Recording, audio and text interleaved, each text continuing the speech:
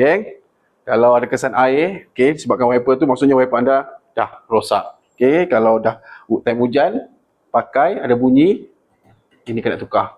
So, tukar pakai yang okey punya. Ni, silikon.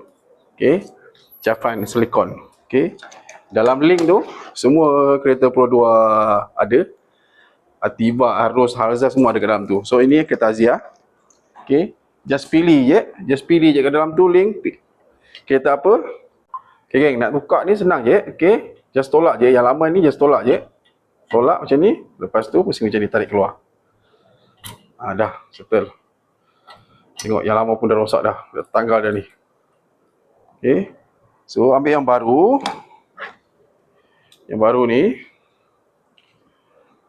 masukkan macam ni. Masukkan macam ni. Okay, lepas tu tolak masuk dalam. Dan lock. Okay, dah masuk. Ni lock dia. Okay, sama juga yang kecil ni, yang pendek ni. Pendek ni pun sama aja. Okay, tolak ke atas. Lepas tu buat macam ni.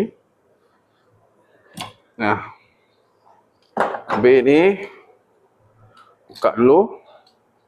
Lepas tu masukkan macam ni. Dah, lepas tu lock. Lepas tu settle. Okay, geng, so dapatkan sekarang harga promosi, tak mahal. Okay, jangan pandu kereta dalam keadaan silikon rosak, berbahaya. Okay, check out sekarang.